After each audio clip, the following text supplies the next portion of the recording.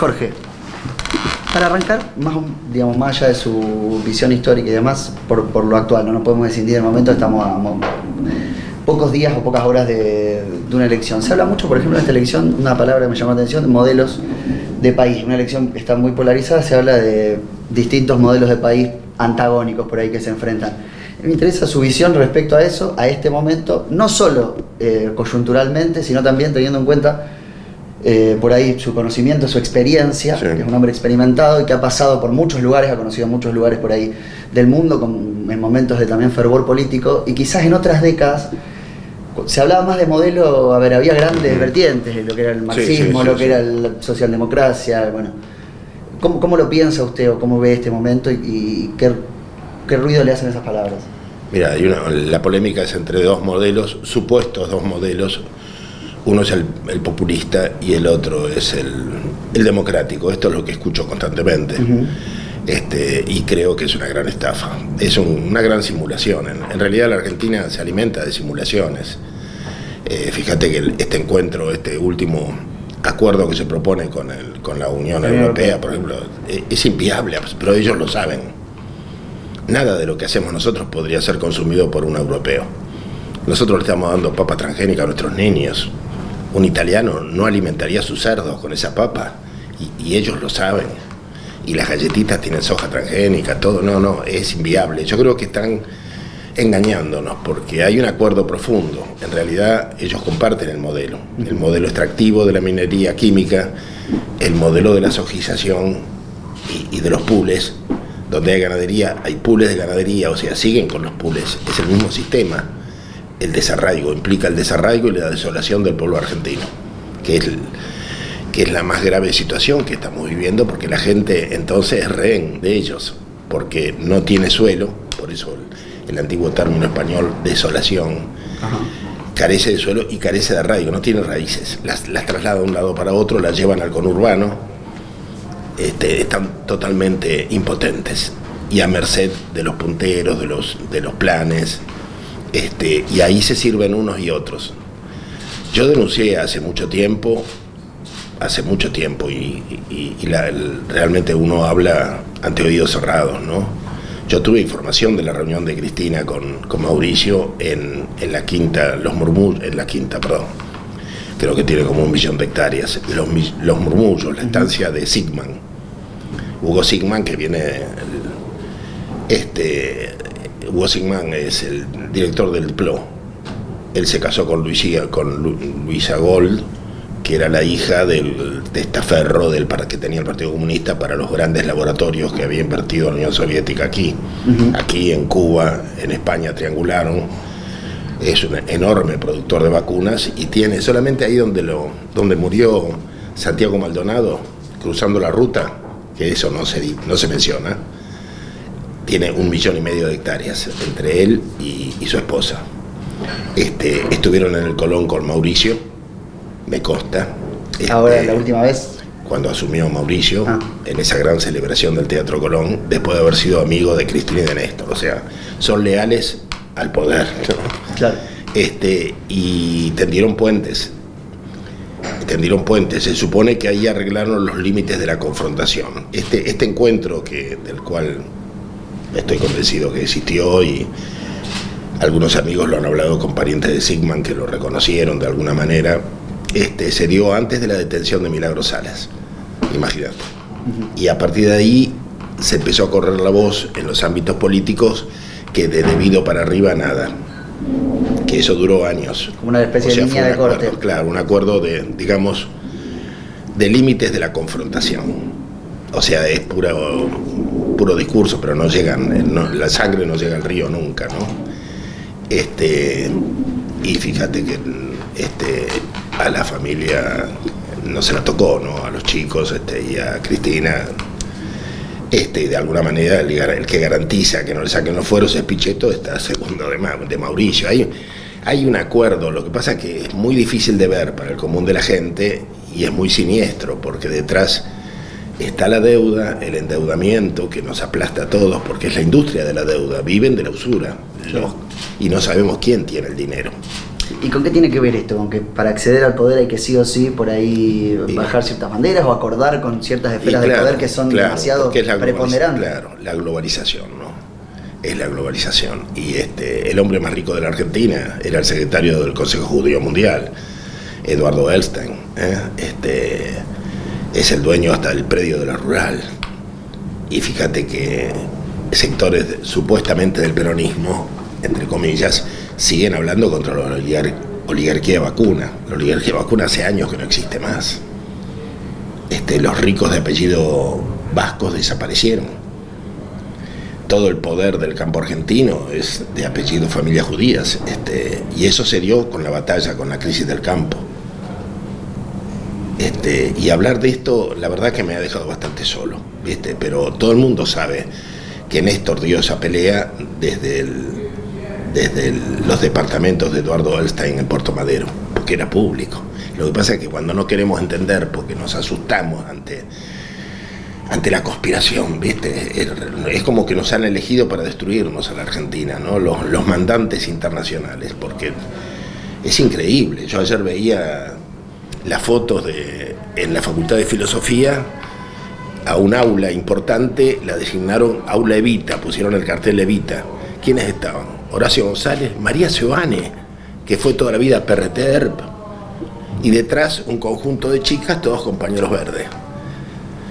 Y es una trampa, ¿viste? Están constantemente destruyendo las bases de lo que fue el peronismo, que ha terminado... Esa especie de segmentación por ahí de las luchas, ¿tiene que ver con eso? ¿Cree usted también con una cosa muy de globalización y de Mirá, por ahí estrategias más de esferas altas?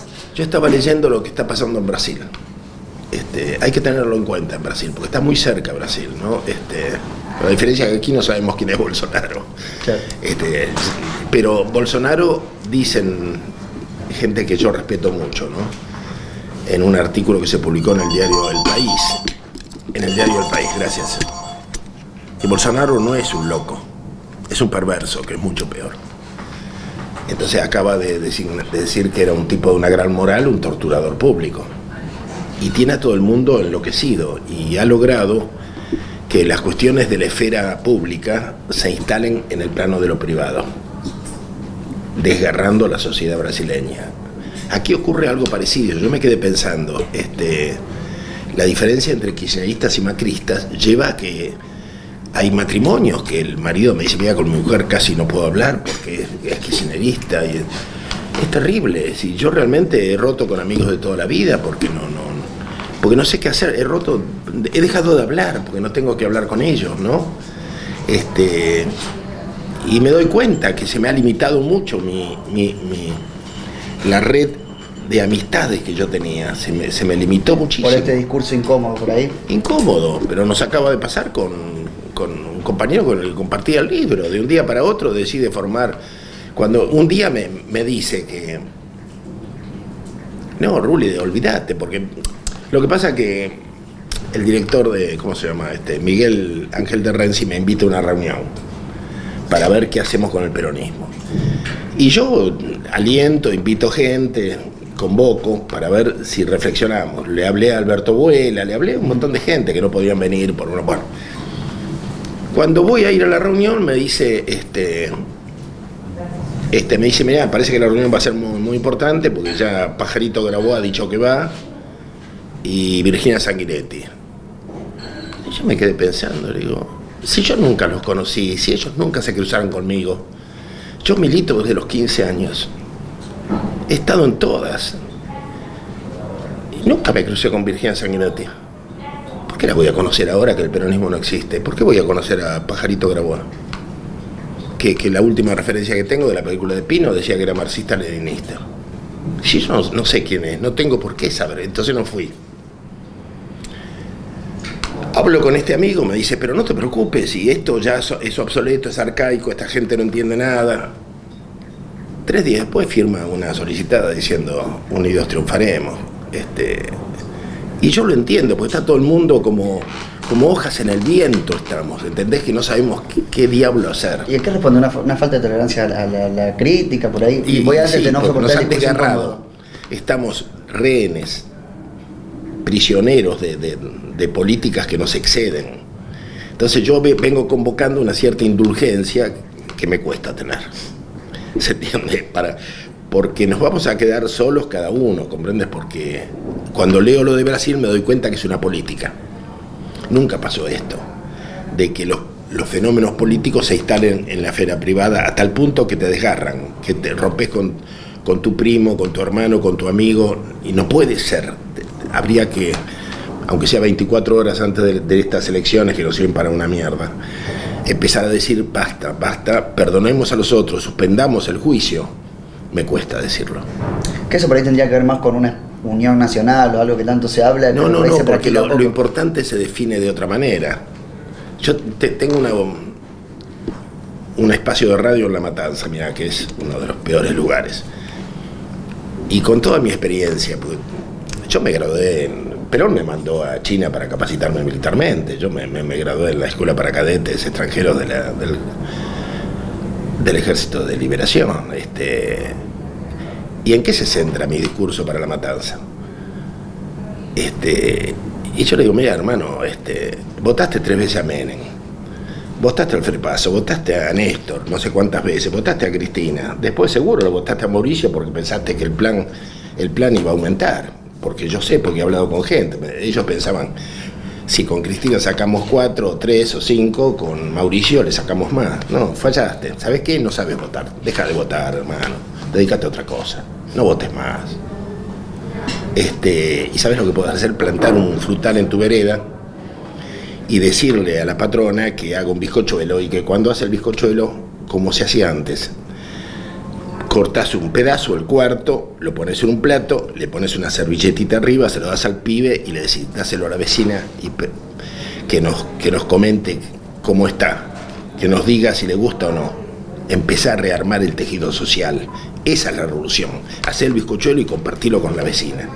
Esto es más importante que votar a uno que a otro. A eso, Iván, usted decía, eso es la revolución, porque usted que militó y que estuvo también en la lucha armada y demás, a esta altura, que a esta altura por ahí hay una claudicación del sueño que era al fin y al cabo, más allá de todo, por ahí cambiar un poco lo que era una desigualdad muy grande en el mundo. Y eso hoy, que por ahí está esta visión que es un poco más, no sé si pesimista, porque es alguna realidad. ¿Cómo lo piensa hoy esa lucha anterior, esas banderas? Hoy eso está totalmente arrasado. Hoy es imposible, claro. No solamente es imposible, que el modo en que se condujeron esas luchas nos llevaron a tantos fracasos que lo único que lograron es una intrusión masiva del peronismo. Es decir, el peronismo ya no es peronista. Por eso la agonía del peronismo. Si vos revisás, claro. O sea, es un movimiento intrusado. Como si tuvieras una casa y te lo ocuparon y vos vivís en la vereda, ¿viste? Estamos así, yo estoy en la vereda. No puedo reconocer a nadie, hablan un lenguaje que no sé, desde Leonardo Grosso, que hace un mural donde Martín Fierro se besa en la boca con el segundo, con Cruz, y eso es el peronismo, y las chicas con el pañuelo verde gritando por el aborto, es el peronismo. Y yo no tengo nada más, ya no tengo más nada que ver con eso, ¿comprendes? Y vamos a leerlo este libro para saber bien por ahí cuál es la resolución, ahora lo vamos a mostrar bien. Pero ¿tiene salvación de ese peronismo? No, hay que rescatar las raíces. Y va a costar mucho. Va a costar mucho, porque esta gente es una casta parásita, va a ser muy difícil de superarla porque tiene un manejo de la población infernal. Los aparatos del Gran Buenos Aires, en el conurbano, yo vivo aterrado de lo que es, de cómo manejan la gente. ¿Usted vive ahí en La Matanza? No, vivo en Marcos Paz. Estoy cerca, pero lo que pasa es que en los 70 yo milité en La Matanza. Y nosotros enfrentamos duramente a los Montos por diferencias ideológicas, cuando ellos dejaron de ser formación especial y se convirtieron en organización política militar, que fue en el año 71. Nosotros teníamos buena relación, ahí rompimos, porque empezaron a parasitar las instituciones del peronismo. Ellos desobedecieron a Perón mucho antes de la plaza. En el 71 fue la cosa. Y ahí rompimos, y ellos se fueron a otra zona y armaron una juventud peronista paralela. A nosotros nos impresionó mucho que a poco andar ellos juntaban más gente que nosotros. No podía ser si nadie los conocía. Tuve esa duda y esa preocupación durante 40 años. Hasta que un día fui a dar una conferencia en San Pedro y después tenía que ir a Ramallo Y los compañeros de San Pedro me dijeron, te ponemos un remis para que te lleven, no te preocupes. Pues, bueno, me voy con el remisero, hablando de política, el tipo me dice, yo militaba en La Matanza. Ah, qué bien. ¿Y en qué grupo? Y en la Juventud Peronista.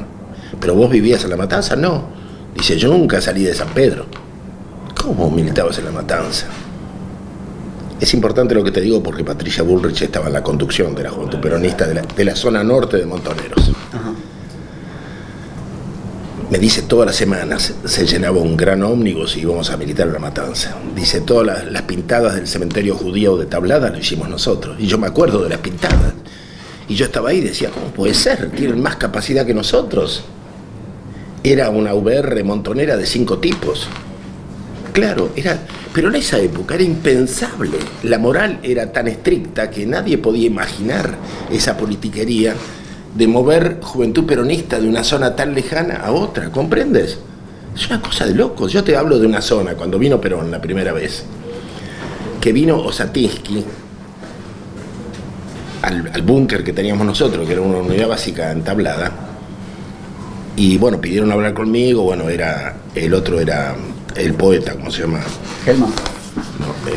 No, Paco Urondo. Vinieron los dos. Y dice, mira, queremos tener una reunión política. Bueno, tuvimos una reunión política. Dice, nosotros pensamos que estamos al final y que se juega todo.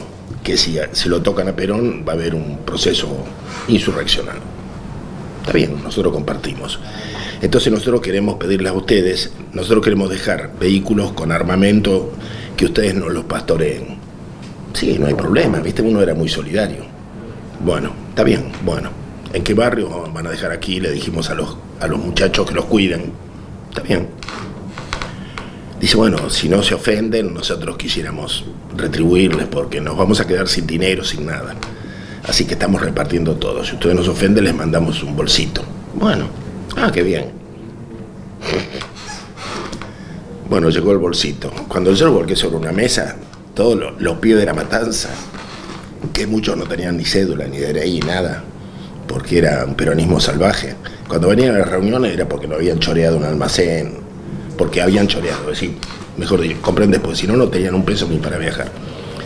Cuando la pila de dinero así, no, por supuesto no la van a ver nunca más, excepto en películas, ¿no?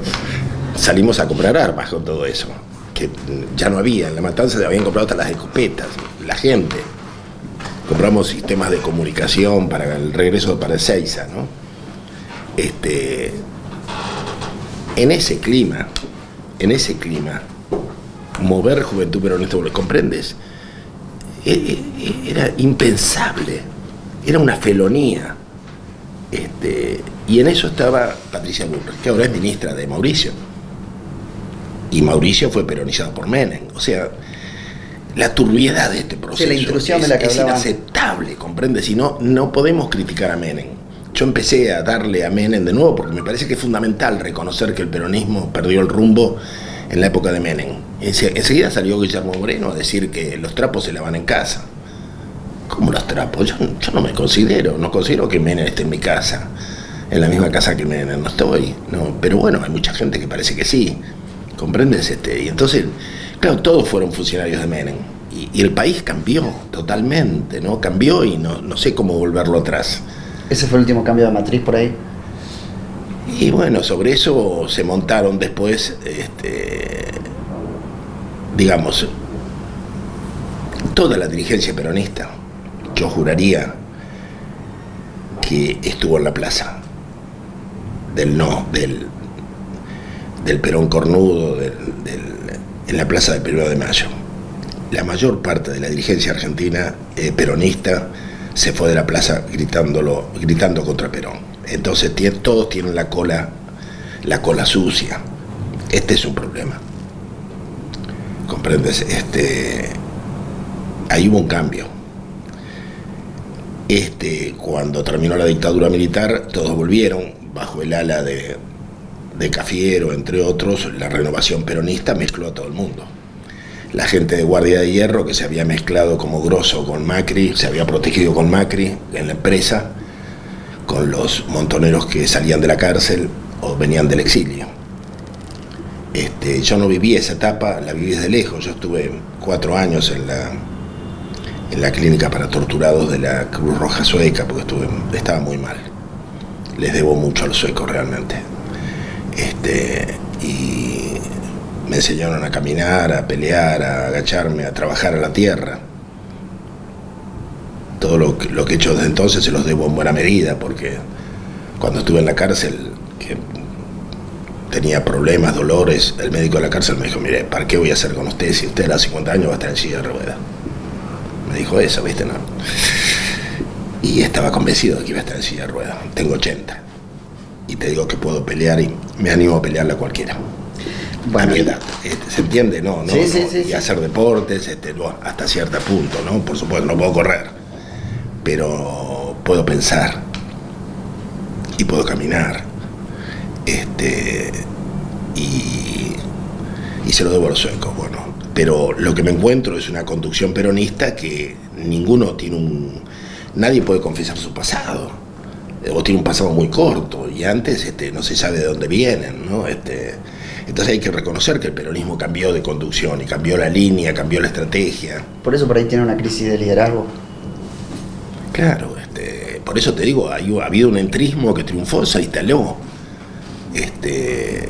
y se tergiversó la historia para justificar estos cambios, por supuesto. Estamos luchando para sacar el nombre de algunos líderes de la Juventud Peronista que fueron borrados. O sea, se instaló la Juventud Peronista, bueno, en todas las exposiciones, es decir, es Cacho Arcadri. Cuando lo peronicé yo lo incorporé a la Juventud Peronista. Pero bueno, qué sé yo, hay momentos, es muy difícil debatir todo el periodo de cómo John William Cook plantea el voto a Frondizi en un camino que no era el que el peronismo llevaba. El peronismo llevaba un camino de todo o nada. Esperábamos el golpe militar y sumarnos. Y mientras tanto eran las bombas y eran las luchas callejeras, pero todo en función de un golpe en el que se confiaba. Bueno, él eligió un camino político que era muy inteligente, pero que nos llevó a que Frondizi estuviera en el gobierno, no cumpliera. Y bueno, y cuando se desató la lucha por el frigorífico Lisandro de la Torre, que bueno, Perón ordenó avanzar con todo, y nosotros, ante los primeros muertos, decidimos, Juventud Peronista, un error terrible, con la conducción de Juventud Peronista, tomamos un destacamento de aeronáutica. Una locura. Bueno, claro, nadie nos había preparado para eso. Claro. Entonces, cuando nos barrieron, la Juventud Peronista quedó descabezada. Y apareció una segunda línea que muy mediocre, con muchos problemas, como se diría ahora, con muchos problemitas psicológicos. Entre ellos estaba Brito Lima. Y bueno, y las consecuencias de esa actividad tan pobre fue de alguna manera la muerte de Felipe Vallese, ¿viste? Porque es decir, no había capacidad organizativa para proteger. Lo que había era una especie de lucha interna que no se sabía por qué. Era el retroceso total, ¿no? Y ahora habría que reconocer que la revolución está en su fase más recóndita, ha retrocedido totalmente. Nos quedamos sin base humana. Ha quedado muy lejos eso. Nos quedamos sin base humana, por eso yo digo, la gente tiene que aprender a ser autosuficiente, recuperar su autoestima. El problema es que vos tenés movimientos piqueteros que Mauricio no es un tonto, como creía Néstor. Ha tercerizado la pobreza. Le sacó el dinero a los intendentes del conurbano y se los da a los grupos piqueteros. El 28% es para gastos de administración. O sea, Pérsico, Grabois, el otro, el Barrios de Pie, ganan fortunas, ¿comprende? Y manejan un poder inmenso. Y la gente no puede salir del asistencialismo. Y eso, la humillación que provoca que a vos te den plata sin trabajar y sin contraprestación, es terrible. Además tenés desolación y tenés desarraigo porque estás en un lugar que no conocés. Te trasladaron de Santiago del Estero, de Corrientes, a un barrio de La Matanza o de Moreno. Te alimentan con un plan, si te portás bien y te dicen el diezmo para la organización, tenés que ir a todos los actos, cortes de calle, todos los actos, esos, y si no te sacamos el plan. Y si te portás bien, te damos 2 planes. Es de terror, pero eso durante años. ¿Qué quedó? Nada, la gente no sirve para nada. Entonces hay que decirle, mirá, cuando tengas un laburo, comprate una moladora. Eso es lo que yo hago por radio, comprate una moladora a crédito y comprate un barreno, y después, cuando te quedas sin laburo, pones un cartel, hago trabajos a domicilio. Hacete una huerta de radicheta en el fondo, poné un árbol en la vereda, reconciliate con los vecinos, unite en el barrio. Eso le iba a preguntar para Es el concluir ABC. este tema. Le hago una internacional para no robarle más tiempo. Y eso, entonces, para la salida para esta agonía del peronismo, que al fin y al cabo también es una cosa social, un problema. Es una agonía del pueblo. A este tipo de raíces que son básicas: la autoestima, la fraternidad con los vecinos, la dignidad del trabajo. Claro. Tiene que ver con eso. Para salir, digamos, de este pantano que parece. Y claro, y recuperar al hombre argentino, tratar de recuperar algunos sectores por lo menos, y ver qué podemos hacer sin preocuparnos tanto por las elecciones, porque es imposible pelearle al andamiaje que se ha montado. Yo creo que no se le puede pelear. Yo creo que en gran medida los conurbanos de miseria, que es donde se destruye el hombre argentino, son obra del pejotismo. No es en vano, ¿eh? Yo lo viví. Yo volví de Suecia, donde nosotros vivimos y fundamos una familia. Era un pueblo semirural, ahora es parte del conurbano.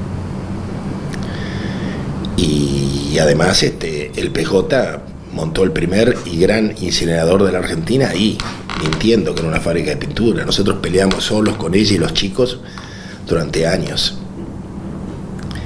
El intendente era el Patón Masprone, que ahora está con Barrio Nuevo y con La Baña. El Patón Masprone, bueno, el incinerador lo puso y iba a buscar plata al incinerador. Después pusieron ellos las cárceles. Ahora somos la ciudad de las cárceles, además. Tenemos hasta los genocidas y los corruptos, todos ahí. Es parte de eso, es un horror, ¿te entiendes? Porque le cambiaron el destino a todo un pueblo. Y el Patón y los demás han hecho lo que han querido. Porque esa es una... Y yo no lo soporto a nombre de... Es decir, el Patón, cuando una chica iba a pedir un trabajo de maestra, cerraba la puerta y bueno... y se bajaba la bragueta así directamente. Y dicen que tenía éxito, porque esta es la situación actual, ¿comprendes? Y yo di gran parte de mi vida en la cárcel y vi morir compañeros. Yo no puedo aceptar a esa gente. Y esa gente es la actual dirección del peronismo. Son infinitamente corruptos, pero no tienen arreglo. Y peor, tienen una descendencia que es peor que ellos.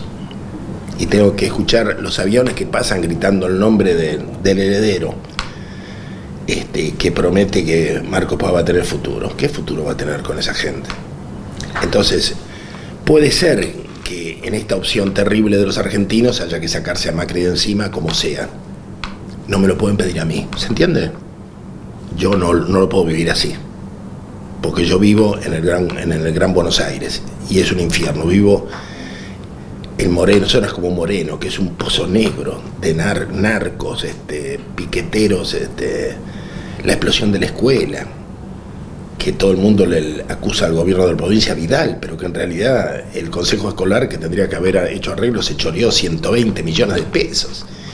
Y son los maestros, la maestra esa que se automutiló en la barriga poniendo ollas, que después se descubrió que habían sido, son todos delincuentes, Y vos no sabés, cuando hay un puntero del PJ, puede ser puntero de los narcos también, a la vez, es de terror. Es un entramado muy profundo, digamos. Un entramado que yo no sabría cómo deshacer, ¿no?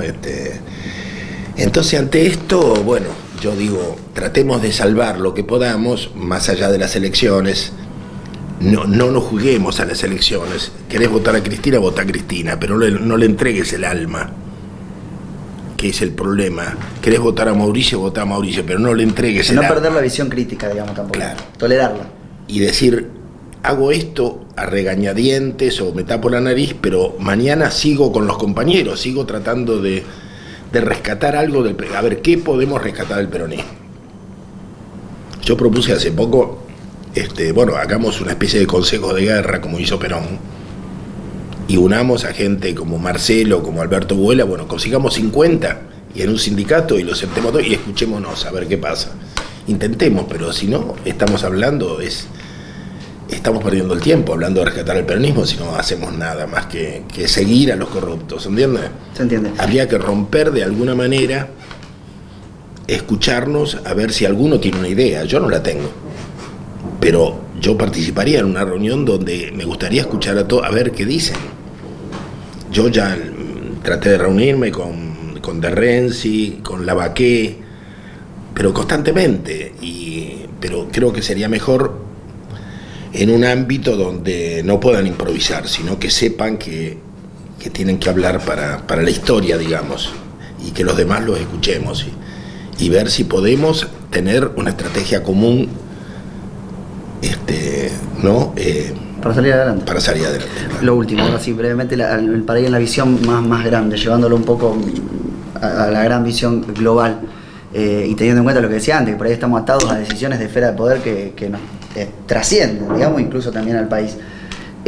¿Cómo ve al mundo hoy? Usted también recorrió tanto. La globalización por ahí está también puesta hoy un poco en cuestión. Habló antes de Suecia, por ahí la socialdemocracia o esos países nórdicos son respuestas, ya no existe más. Después que yo estuve con la muerte de Olof Palme y ahí cambió todo. Olof Palme era un tipo genial, un fuera de serie total, y lo mataron. Y ahí cambió. Y el partido es muy burocrático. Lo que pasa es que Olof Palme era socialdemócrata, pero había llegado a la cima por un bypass. Era de origen, la madre era aristócrata, la madre de Olof Palme era un tipo muy especial y fue asesor de un ministro y se montó por arriba. Pero los que escalan son tecnócratas. No se formó en el buró, digamos.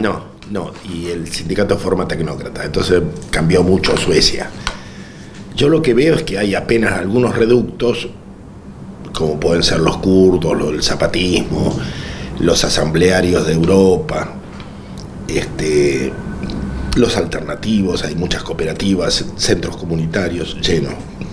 Estuvimos con Wanda en algún encuentro en España y quedamos muy, muy admirados pero son pequeños núcleos que están fuera del marco de la política y que sobre todo revalidan mucho el arraigo, la autoestima. Es como el zapatismo, ¿no? Es un reducto de tipos que vos decís, bueno, pero políticamente no se expanden, los tienen arrinconados, y sí, pero los kurdos dejaron de ser marxistas-leninistas, están con el municipalismo revolucionario, por ejemplo, cambió totalmente. Los kurdos tienen alianzas internacionales, barrieron al ejército islámico, pero claro, pues están ahí, son reductos que hay, ¿no? Por ahora no se ve ninguna salida, porque los líderes son cada vez peor. Johnson, el británico nuevo, sí. Claro, es una especie de Trump, una especie de Bolsonaro, son el otro Merkel, el de Francia, bueno. Macron es otro, dan pena, entonces hay como... Es casi natural por ahí esta crisis de la globalización. Pasa que no hay vuelta atrás tampoco a lo ya globalizado. No, y el otro problema que, bueno, que vos hablas del futuro, yo no sé si hay futuro. Este es otro tema, que el peronismo aquí ha olvidado el documento ecológico de Perón. No les importa nada la ecología, son depredadores. Usted hace mucho hincapié en eso. En Europa todos los líderes están hablando del cambio climático. Londres estuvo una semana paralizado por las manifestaciones reclamando políticas ambientales, porque la gente joven sobre todo dejó de viajar en avión. En Europa no se viaja más en avión, porque saben que el 2050 no se sabe qué va a pasar en torno al 2050, ¿no? Y gente que habla con el Papa Francisco me dijo que también que Francisco está convencido de lo mismo. En el Vaticano, por lo menos... Hay una especie de cuenta regresiva. Claro, los procesos ya son irreversibles. El problema es que no seamos capaces ni siquiera de detener lo que viene, de tratar de detener. En Santiago del Estero hubo 60 grados de térmica. No hay un concejal, un intendente al que se le ocurra un plan de forestación. Hay que ser perverso y decirse peronistas y no plantar un árbol. Después de los 60 grados hubo inundaciones. O sea, no hay arreglo. el único camino es la emigración. ¿La emigración a dónde? Y a La Matanza o a Moreno, para hacer clientela de los partidos, ¿viste? No. Es decir, lo de Perón y lo de Yolanda Ortiz fueron anticipatorios, fue genial lo de Perón, provocó un cambio, fue leído ese documento en las Naciones Unidas, cuando se formó el área de medio ambiente de la Sociedad de las Naciones Unidas. La dirigencia peronista no lo ha leído, no le interesa, no han leído la encíclica. Yo no puedo creerlo, ¿viste? No se puede creer, y que se digan peronistas y la gente los vote porque son peronistas. Si el único legado del peronismo era el documento, mejor dicho, el legado más importante era el proyecto nacional, y parte es el documento ecológico de los pueblos del mundo. Está olvidado. Entonces no sé cómo pueden ser peronistas. Son intrusos, esto es lo que yo pienso. Por supuesto que no es fácil, ¿no? Empeño, yo estoy tratando de hacer campañas de forestación e incentivar a la gente. Por ejemplo, promovimos mucho al grupo de Necochea Frutal. Es un grupo de jóvenes que empezó a plantar frutales en las veredas y ya el municipio los ha respaldado y ahora se llama Necochea Ciudad Frutal. Plantaron 500 frutales y la gente ya los planta por propia iniciativa, ¿no? Estamos tratando de que en otras ciudades surjan grupos parecidos para reconstruir la autoestima y empezar un movimiento desde abajo, a ver qué podemos lograr y generar líderes, pero los líderes, y hay que esperar 20 años para que esos chicos se hagan cargo, ¿no? Bueno, pero para refundarse hay que volver a las bases, y puede ser tan simple claro, como plantar un árbol. Me parece que ahí están también el tema de las raíces, lo que venimos... Y son chicos dispuestos a pelear. Yo te digo, mañana va a salir en Canal Metro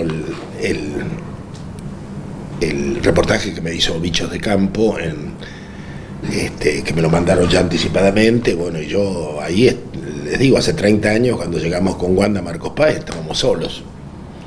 La lucha ecológica la dábamos yo con una bocina que parecía un evangélico caminando por la plaza, ella con una mesita plegable recogiendo firmas, y los pibes que teníamos, 2 o 3 teníamos, que eran chiquititos así, repartiendo volantes, solos, recién llegados.